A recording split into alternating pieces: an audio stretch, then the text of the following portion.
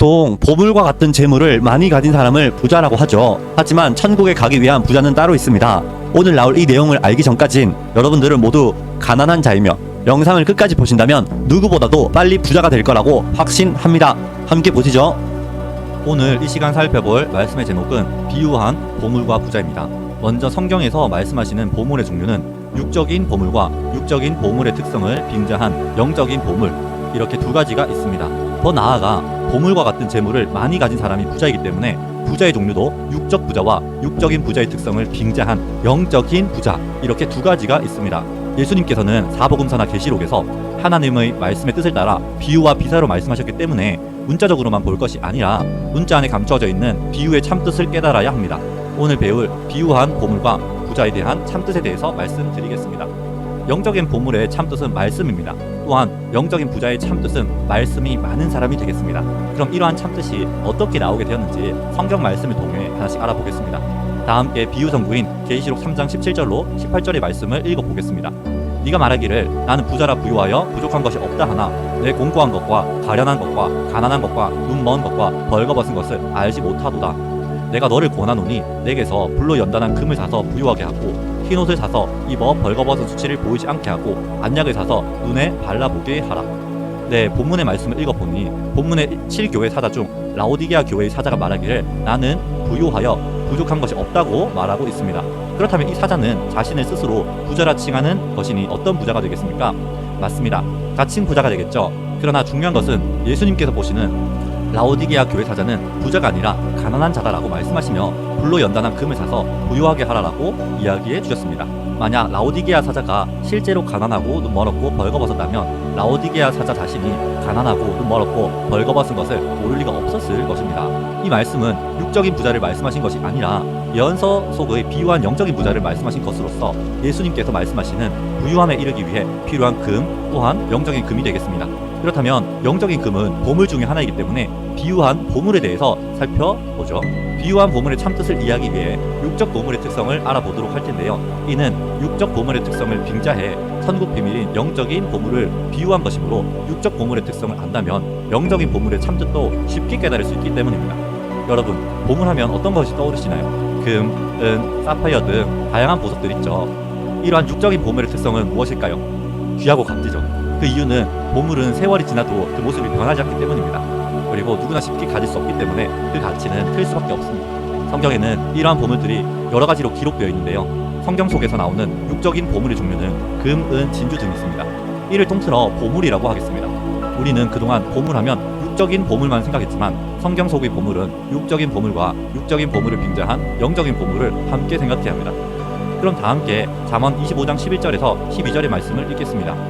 경우에 합당한 말은 아로 새긴 은 쟁반의 금사관이라 슬기로운 자의 책망은 청종하는 귀에 금고리와 정금 장식이니라. 경우에 합당한 말을 가리켜 은쟁반의 금사과와 같다 하시며 슬기로운 자의 책망은 그 책망의 말을 듣고 따르는 자이기에 금고리와 정금 장식 같다 말하셨습니다. 이는 실제 육적 임금을 말씀하신 것이 아니고 금이라는 보물을 말씀에 빗대어 표현하신 것이 되겠습니다. 경우에 합당한 말, 슬기로운 자의 책망은 모두 금과 같이 변치 않는 하나님의 말씀을 뜻하는 것으로서 그 말씀은 너무나 귀하고 변치 않는 것이기에 금과 같다 하신 것입니다. 사람의 말이라면 변하겠지만 하나님의 진리의 말씀은 금과 같이 절대 변하지 않습니다. 이어서 보물과 관련된 시편 12편 6절의 말씀도 가서 보니 여호와의 말씀을 순결하며 흑도관 위에 7번 단련한 은가도다고 말씀하셨습니다. 순결하다는 것은 잡된 것이 섞이지 않고 깨끗하다는 것입니다. 하나님의 말씀은 다른 것이 섞이지 않고 순결합니다. 그래서 흑도관 위에 7번이나 단련한 은과 같다 말씀하신 겁니다. 흑도관 위에 7번이나 단련한다면 불순물이 없지 않겠습니까? 이처럼 7번 단련한 은 또한 보물의 일종으로 그 참뜻은 말씀이 되겠습니다. 우리의 일상생활 가운데서도 사랑하는 사람이나 물건을 보물 1호라고 이야기하죠. 이와 같이 하나님께서 귀하게 여기시는 진리의 말씀뿐 아니라 하나님의 진리의 말씀을 가진 사람 또한 보물이라 할 수 있습니다. 이처럼 예레미야가 4장 2절에 본바 시온의 아들들을 보배롭다 말씀하시며 이렇게 귀한 시온의 아들들을 가리켜 정금과 같다 하셨습니다. 여기서 말씀하신 시온의 아들들은 누구를 말씀하시는 것일까요? 이는 이방 백성이 아닌 하나님의 백성들을 말씀하신 것이 되겠습니다.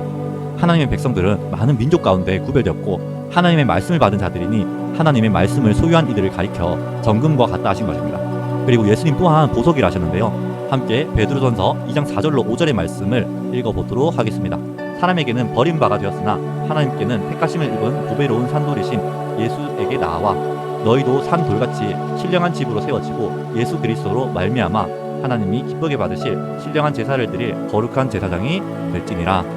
네, 예수님을 가리켜 보배로운 산돌이라 하셨습니다. 보배로운 산돌이라는 것은 보석이라는 것이죠. 그런데 너희도 산돌같이 신령한 집으로 세워진다 하셨으니 예수님 홀로 보석이신 것이 아니라 예수님의 12제자들도 12보석인 줄 믿습니다. 정리해보면 영적인 보물의 참뜻은 이와 같이 말씀입니다. 더 나아가 말씀을 가진 사람 또한 보물이라는 것을 알 수 있겠습니다. 이처럼 하나님의 말씀을 가진 성도는 보물과 같이 귀하다는 것을 알 수 있으니 사랑하는 목회자, 신학생, 그리고 여러분, 이 세미나 시간을 통해 우리도 하나님의 말씀을 가득히 채워 하나님의 보물이 되었으면 좋겠습니다. 이어서 보물과 연관된 말씀이 기록되어 있는 마태복음 25장 14절로 15절의 말씀을 읽어보겠습니다. 또 어떤 사람이 타국이가 있지 그 종들을 불러 자기 소유를 맡긴 것 같으니 각각 그 재능대로 하나에게는 금 5달란트를, 하나에게는 2달란트를, 하나에게는 1달란트를 주고 떠났더니, 네, 이는 천국에 대해 비유로 말씀해 주신 내용이 되겠습니다. 먼저 어떤 사람, 곧 주인이 등장합니다. 이 주인이 타국에 갈 일이 있어 종들을 불러다가 자기 소유를 맡기고 떠난 후 다시 오시게 됩니다. 이 주인은 누구일까요? 바로 예수님입니다. 예수님께서는 서소를 예비하러 가신 후 다시 오실 것을 약속하셨으니 이는 약속대로 다시 오시는 예수님을 말씀하신 겁니다.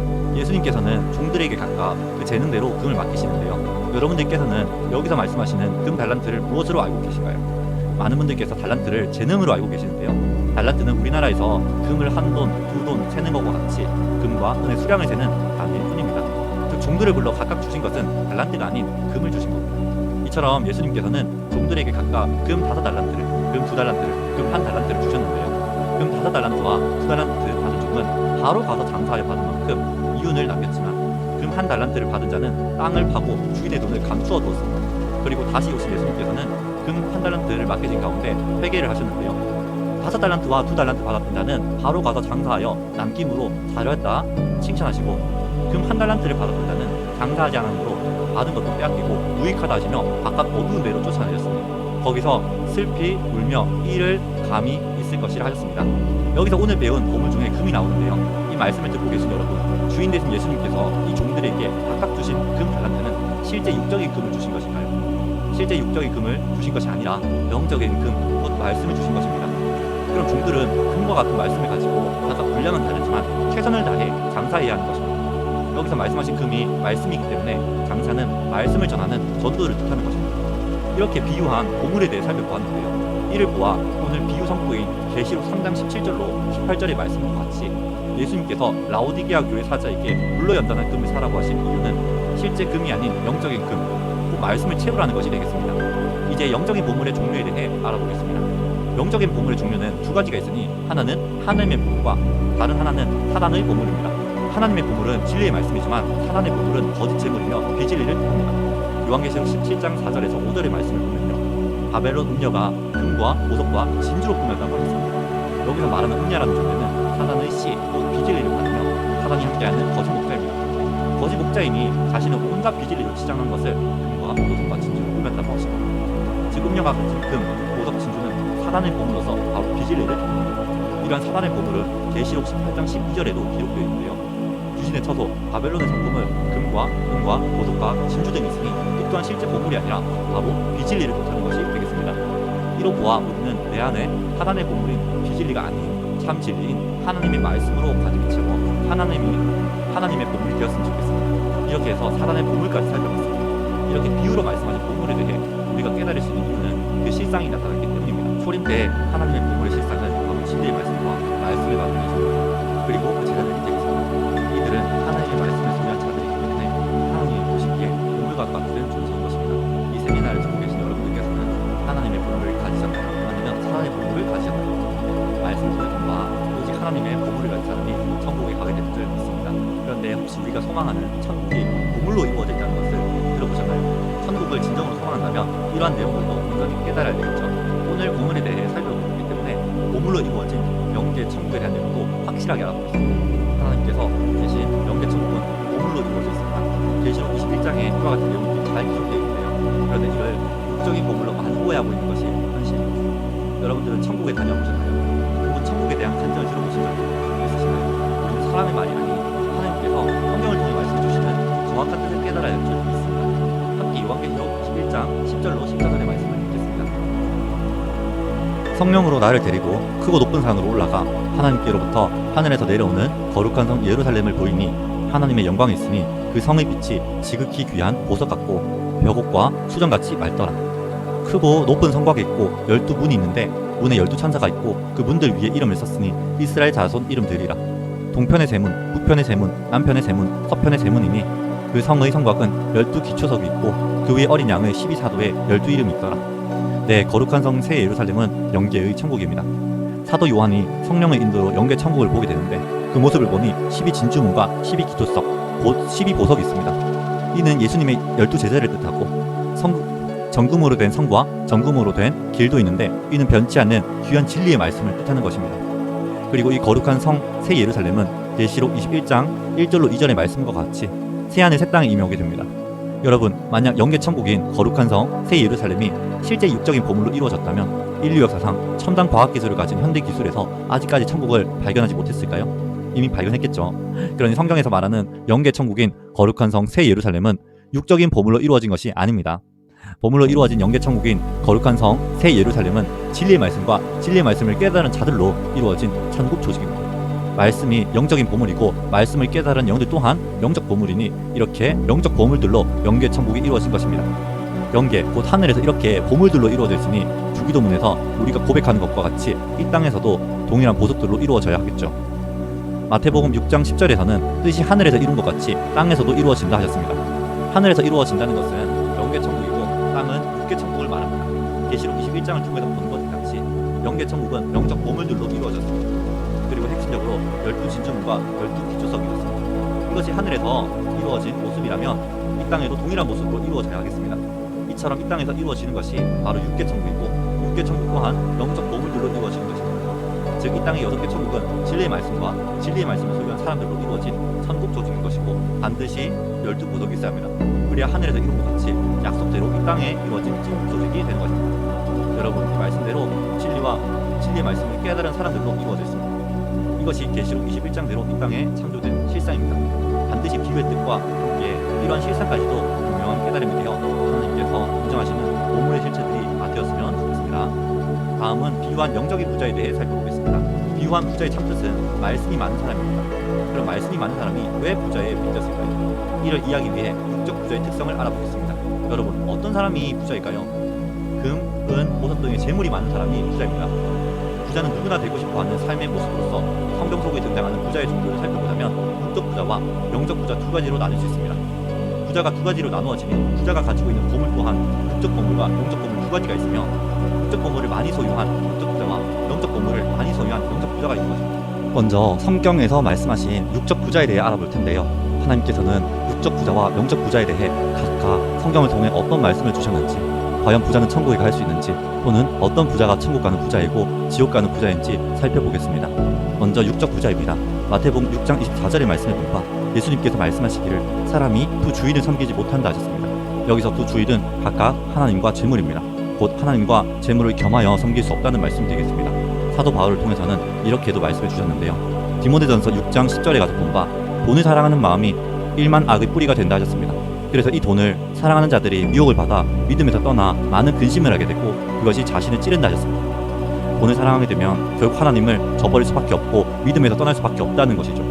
이러하기에 예수님께서는 부자가 천국 가기 어렵다고 말씀하시며 비유하기를 약대가 마늘기로 들어가는 것이 부자가 천국에 들어가는 것보다 쉽다고 하셨습니다. 이는 부자가 천국에 못 간다는 것이 아니라 천국에 가기 위해서는 물질을 사랑하는 마음을 내려놔야 한다는 가르침입니다.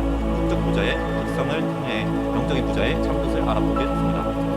영적 부자는 영적 보물이 두 가지인 것처럼 영적 부자 또한 두 가지가 있습니다. 먼저 하나님의 부자는 하나님의 보물, 진리의 말씀을 많이 가진 자로서 이러한 부자는 천국에 가게 됩니다. 그런데 영적인 보물이 하나님의 보물만이 있는 것이 아니라 사단의 보물이 있기 때문에 사단의 부자도 있습니다.